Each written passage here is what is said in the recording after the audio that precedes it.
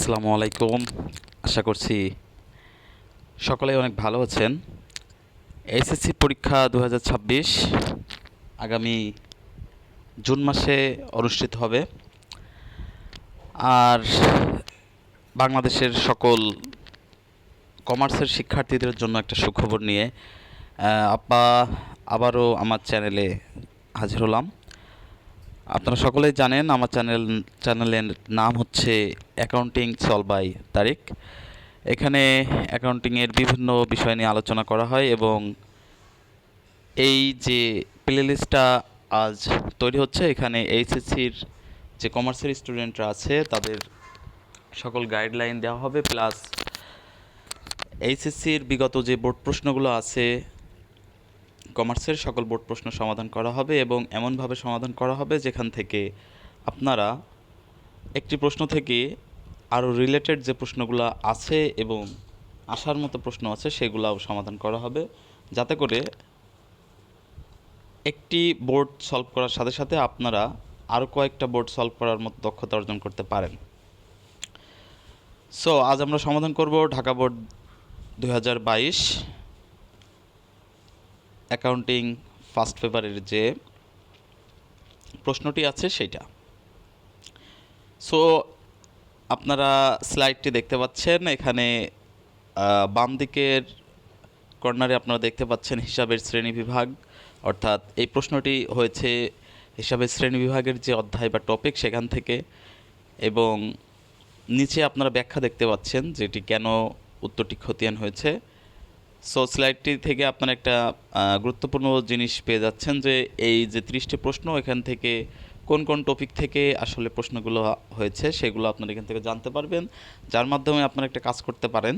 এই স্লাইডের প্রতিটি যে টপিক থেকে প্রশ্নগুলো এসেছে ওই টপিকগুলা ভালোভাবে যদি বই থেকে রিডিং দেন, বুঝে বুঝে পড়ার চেষ্টা করেন, সেক্ষেত্রে আপনাদের জন্য এটা খুবই বেটার হবে।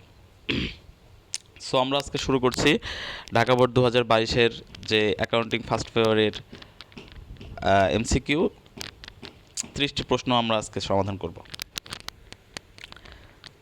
এখানে আমরা দেখতে পাচ্ছি ১ নম্বর প্রশ্নটি হচ্ছে হিসাবের যে স্থায়ী খাত কোনটি। তো আমাদেরকে তাহলে হিসাবের যে শ্রেণীবিভাগ আছে এবং খাত আছে সে সম্পর্কে একটু জানতে হবে। তো আমরা জানি এখানে হিসাবের খাতের মধ্যে আছে জাবেদা, খতিয়ান এবং রেয়ামিল, অর্থাৎ হিসাব সমীকরণ। এটি হিসাবের কোনো খাতের মধ্যে আসলে নাই। সো এটা প্রথমেই বাদ। এরপরে আমরা যেটা করব সেটা হচ্ছে এখান থেকে দেখব তাহলে জাবেদাকে কি বলা হয়। জাবেদাকে বলা হয় হিসাবের একটি প্রাথমিক বই বা সহকারী বই, কিন্তু স্থায়ী বই বা পাকা বই বললে আমরা উত্তর করব হচ্ছে খতিয়ান। তাহলে আমরা এখান থেকে জানতে পারলাম যে স্থায়ী বই না বলে যদি পাকা বই বলতো তবু বলা হতো খতিয়ান, যদি বলা হতো হিসাবে রাজা কোনটি সেটাও আমরা দিতাম খতিয়ান। বাট যদি প্রশ্নটি হতো প্রাথমিক বই বা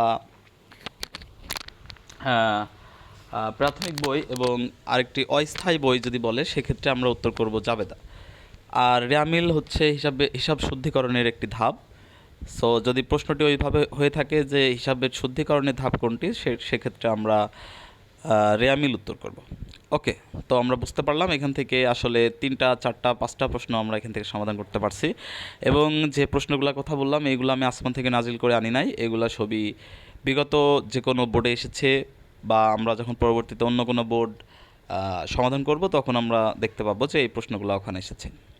ওকে, সেকেন্ড প্রশ্ন আমরা দেখতে পাচ্ছি এখানে একটা উদ্দীপক দেওয়া আছে এবং প্রশ্নটি হচ্ছে সমাপনী মজুত পণ্যের যে মূল্য কত টাকা আর্থিক বিবরণীতে অন্তর্ভুক্ত হবে। তো প্রশ্নটি হচ্ছে ৩১ ডিসেম্বর তারিখে সমাপনী মজুত পণ্যের মূল্যায়ন ছিল ৪০,০০০ টাকা। ওই তারিখে সমাপনী মজুদের বাজার মূল্য ছিল ৫০,০০০ টাকা।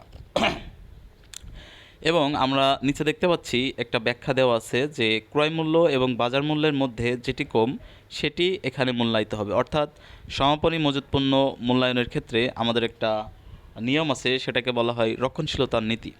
সেই রক্ষণশীলতার নীতি আমাদেরকে বলে যে সমাপনী মজুত পণ্যের মূল্যটা সবসময় কম যেটা হবে সেটা নিতে হবে, নট ক্রয় মূল্য, নট বাজার মূল্য, যেটা কম সেটা নিতে হবে। সো এখানে 40,000 এবং 50,000-এর মূল্যে বাজার মূল্য হচ্ছে কত টাকা, 50,000 টাকা এবং সমাপনী মজুত পণ্য মূল্যায়ন করা হয়েছে 40,000 টাকা। সো আমরা এখানে অবশ্যই তাহলে উত্তরটা নেব 40,000 টাকা। এবং এখান থেকে যদি অন্যভাবে প্রশ্ন আসে যে সমাপনী মজুত পণ্যের মূল্য কোন নীতিমালা অনুসারে নির্ধারণ করা হয়, সেক্ষেত্রে আমরা বলবো এটা হচ্ছে রক্ষণশীলতার নীতিমালা অনুযায়ী। এরপর 3 নম্বর যে প্রশ্নটি আছে আমরা দেখতে পাচ্ছি এটি হচ্ছে সমাপনী মজুদ মূল্যায়নে কোন নীতিমালা অনুসরণ করা হয়। এই যে এখানে যে প্রশ্নটা আমি আলোচনা করলাম এখানে সেই প্রশ্নটি অলরেডি চলে এসেছে। সো এখানে উত্তর হবে রক্ষণশীলতার নীতি। সো আপনাদেরকে এখন যেটা দেখতে হবে, এই প্রশ্নটি এসেছে হিসাবের নীতিমালা টপিক থেকে। হিসাবের আরও অনেক ধরনের নীতিমালা আছে, সেগুলা আপনাদেরকে একটু জানতে হবে। সো আমরা এখানে ব্যয় নীতি দেখছি, কালান্তিক নীতি এবং সত্তার নীতি, এই নীতিমালাগুলো আপনাদেরকে জানতে হবে। যদি জানেন তাহলে পরবর্তী কোনো পরীক্ষায় সত্তার নীতি সম্পর্কে আসতে পারে, কালান্তিক ধারণা সম্পর্কে আসতে পারে। সো কালান্তিক ধারণা বলতে বোঝায় একটা হিসাবকালকে আমরা বিভিন্ন ভাগে ভাগ করি, অর্থাৎ আমাদের একটা ব্যবসা চলমান ধারণার যে প্রতিষ্ঠান ধারণাটা আছে সেটা হচ্ছে একটা ব্যবসা প্রতিষ্ঠান অনন্তকাল ধরে চলতে থাকবে, বাট ওইগুলোকে আমরা বিভিন্ন কালে ভাগ করি, 6 মাস অথবা 1 বছরে বিভিন্ন কালে কালে ভাগ করি। এবং এই 1 বছর বা 6 মাস পর পর আমরা আমাদের যে আর্থিক যে বইগুলো আছে সেই বইগুলোর হিসাব তৈরি করি। এবং সত্তা ধারণা হচ্ছে ব্যবসায়িক আর ব্যবসায়ের যে মালিক দুইজন আলাদা ব্যক্তি এবং দুইজন একটি আলাদা সত্তা। এই সত্তা ধারণা বলতে মালিক এবং ব্যবসা প্রতিষ্ঠানকে পৃথক করা হয়েছে। সো আমরা জানি সমাপনী মজুত পণ্য রক্ষণশীলতার নীতি অনুযায়ী তৈরি করা হয় আর কি। সো এরপর ব্যবসা সংগঠনের নিট লাভ কি নির্দেশ করে। ব্যবসায়ী সংগঠনের যে নিট লাভ, এটা আমরা জানি সবসময় মালিকানা সত্ত্বের সাথে যোগ হয়। সো এটা একটা মালিকের সত্ত্ব, সো যার কারণে এটাকে আমরা মালিকানা সত্ত্ব বলছি। এছাড়া মূলধনও মালিকানা সত্ত্বের একটি অংশ। বহিস্থ দায় বলতে যে পাওনাদারগুলো থাকে তাদেরকে আমরা বহিস্থ দায় বলি, এবং অভ্যন্তরীণ দায় বলতেই সাধারণত মূলধনকে বোঝাই। যদি প্রশ্ন হয় যে নিচের কোনটি অভ্যন্তরীণ দায়, তাহলে আমরা বলবো সেটি হলো মূলধন।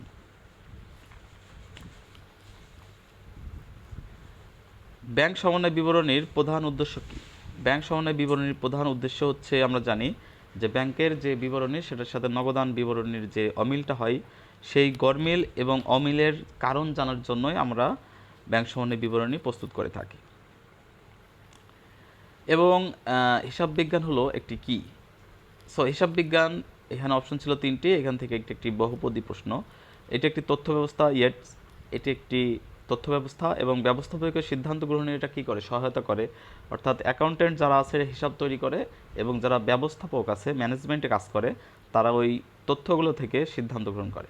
এবং আর্থিক অবস্থা পরিমাপ করা যায়, অবশ্যই এটা আর্থিক অবস্থা পরিমাপ করা যায়। এবং বার্তা সাধারণত কত প্রকার, আমরা জানি বার্তা সাধারণত 2 প্রকার, একটা হচ্ছে কারবারি বার্তা এবং অপরটি হচ্ছে নগদ বার্তা।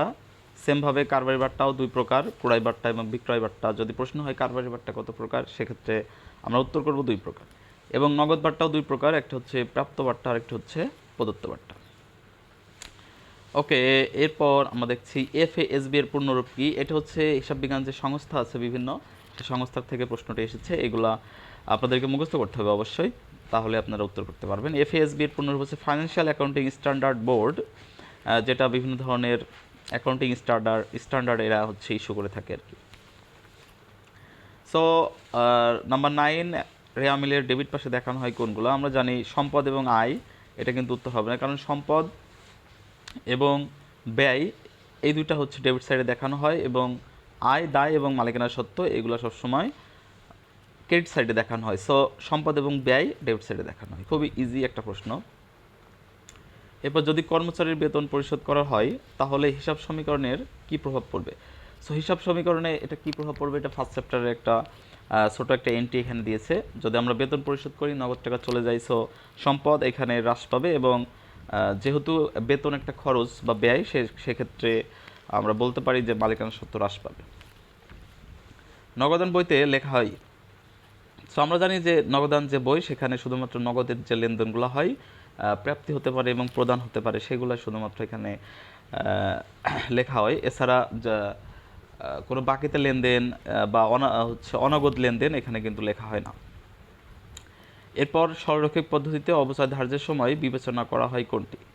এখানে একটি আছে সম্পত্তির ক্রয় মূল্য। অবশ্যই সম্পত্তির ক্রয় মূল্য কত টাকা এটা আমরা এখানে বিবেচনা করি, এবং সম্পত্তির ভগ্নাবশেষ মূল্য কত এটা সরলরৈখিকে বিবেচনা করা হয়, বাট ক্রমহ্রাসমানের ক্ষেত্রে এটা বিবেচনা করা হয় না।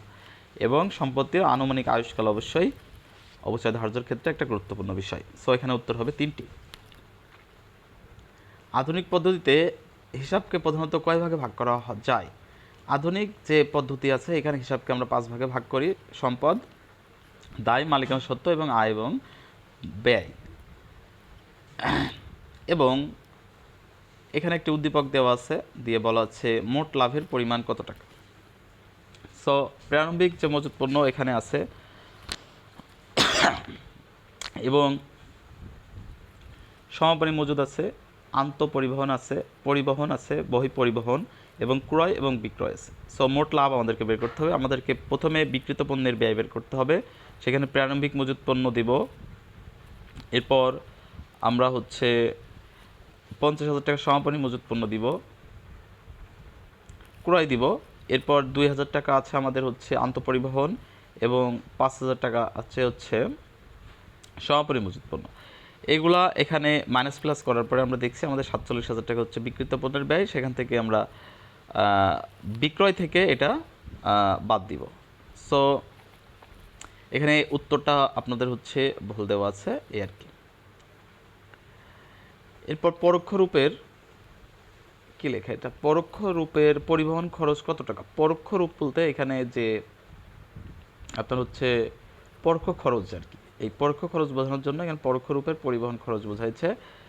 এটা উত্তর 2,000 টাকা। এই 2,000 টাকা আপনারা এখানে বুঝতে পারছেন আন্তঃপরিবহনকে বোঝানো হয়েছে, এটা একটা পরোক্ষ খরচ। কোন পদ্ধতিতে প্রত্যেক আর্থিক বছরের অবচয়ের পরিমাণ সমান থাকে? আমরা জানি যে সরলরৈখিকের ক্ষেত্রে আপনি যদি 10 বছর ধরে একটা অবচয় সারণী তৈরি করেন, সেক্ষেত্রে প্রতি বছরেই অবচয়টা সেম হয়, বাট ক্রমহ্রাসমানের ক্ষেত্রে প্রতি বছর এটা কি হয়, কমতে থাকে। হিসাব তথ্যের অভ্যন্তরীণ ব্যবহারকারী কে? এটা হিসাব তথ্যের অভ্যন্তরীণ ব্যবহারকারী কে, এখানে আপনাকে প্রত্যেকটা অপশন ভালোভাবে বুঝতে হবে। একটা সরকার। সরকার একটা হিসাব তথ্যের বহিস্থ ব্যবহারকারী, ঋণদাতা এবং শেয়ার হোল্ডার বহিস্থ ব্যবহারকারী। সো অভ্যন্তরীণ যে ব্যবস্থাপক আছে আপনার কোম্পানির নিজেদের যে ব্যবস্থাপক, তিনি অবশ্যই একজন অভ্যন্তরীণ ব্যবহারকারী। এবং যদি বলতো বহিস্থ ব্যবহারকারী কারা, সেক্ষেত্রে অপর 3টি অ্যান্সার রাইট হতো। যদি বকেয়া খরচের সমন্বয় দাখিলা দেওয়া না হয় তাহলে কি হবে? তাহলে আপনাকে একটা জিনিস দেখতে হবে যে যদি না দেওয়া হয়, সো খরচ আপনি দেখাচ্ছেন না, তাহলে আপনার লাভ বেশি দেখানো হবে, খুবই সিম্পল। আবার যদি আপনি খরচ না দেখান তাহলে ব্যয়ও কম দেখানো হবে। সো এখানে ক এবং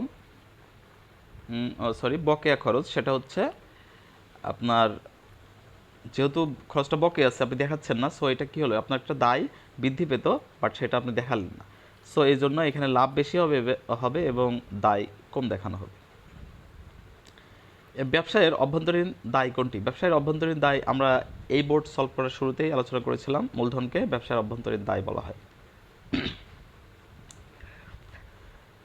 হিসাব সমীকরণ এ সমান সমান এল প্লাস ওই, এখানে ওই কে নির্দেশ করে, ওই সমান সমান ওনার্স ইকুইটি অর্থাৎ মালিকানা সত্ত্বকে নির্দেশ করা হয়।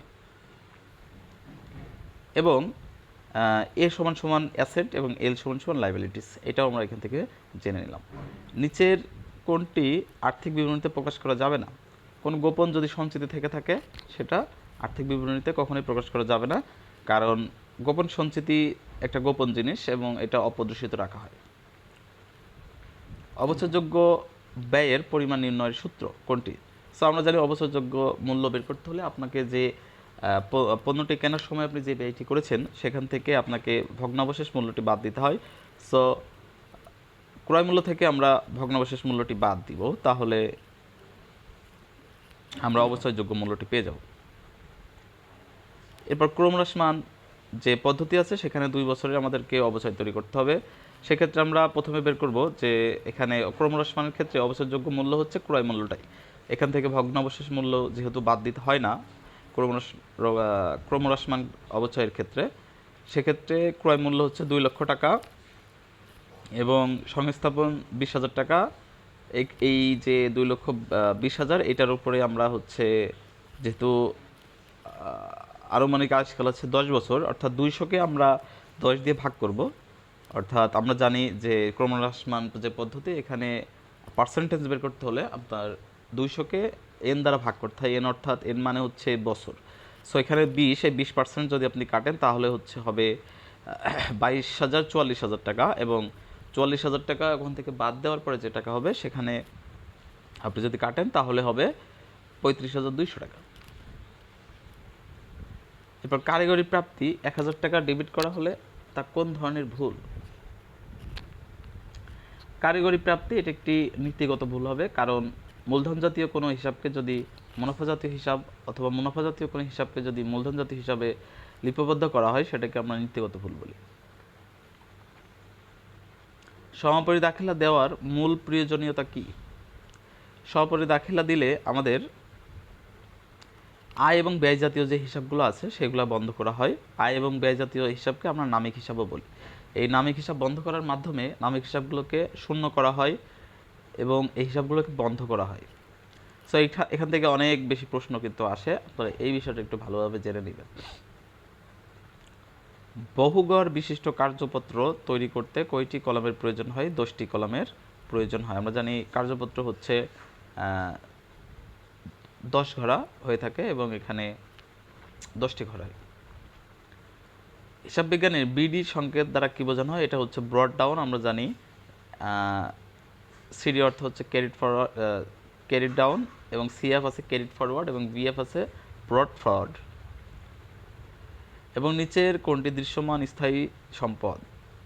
স্পর্শনীয় স্থায়ী সম্পদ। তো বিলম্বিত বিজ্ঞাপন যেটি খরচ হয়ে গেছে, এবং সুনাম যেটা দেখা যায় না, পেটেন্ট দেখা যায় না, সো দালান কোঠা এটা স্পর্শ করা যায় এবং এটা স্থায়ী সম্পদ। প্রারম্ভিক মজুদ যোগ নিট ক্রয় আন্তঃপরিবহন মাইনাস সমাপনী, এটা হচ্ছে বিক্রিত পণ্য ব্যয়ের একটি সূত্র। হিসাব বিজ্ঞানের প্রধান পাকা বই এবং খতিয়ান বই হলো জাবেদা, খতিয়ান নাকি রেওয়ামিল? এটা এক হচ্ছে উত্তর, অর্থাৎ জাবেদা এবং খতিয়ান হিসাব বিজ্ঞান প্রধান পাকা বই বা খতিয়ান বই হলো। এটা হচ্ছে প্রশ্নেরটা একটা সমস্যা থাকতে পারে। প্রধান পাকা বই বলতে এখানে খতিয়ানকেই বোঝায়, বাট যেহেতু বহুপদী আমাদেরকে জাবেদা এবং খতিয়ানকে উত্তর করতে হবে। সো আশা করছি ক্লাসটা আপনাদের ভালো লেগেছে। আপনারা এখান থেকে উত্তরগুলো আরও ডিটেলসে দেখে নিতে পারেন। কোথাও ভুল থাকলে এখান থেকে আপনারা জাস্টিফাই করতে পারবেন। সো আশা করছি ক্লাসটা আপনাদের ভালো লেগেছে এবং আপনাদের উপকারে আসবে। এই ধরনের আপনাদের আরও বোর্ড কোশ্চেনের সলিউশন কিন্তু আমার চ্যানেলে দেওয়া থাকবে। আপনারা চাইলে চ্যানেলটি সাবস্ক্রাইব করবেন এবং নিয়মিত ভিডিও দেখবেন, তাহলে আপনাদের বোর্ড যে প্রশ্নগুলো আছে সেগুলো সমাধান হয়ে যাবে। পাশাপাশি আপনাদের পরীক্ষায় ভালো করার জন্য বিভিন্ন শর্ট ট্রিক্সও কিন্তু এখানে শেয়ার করা হবে।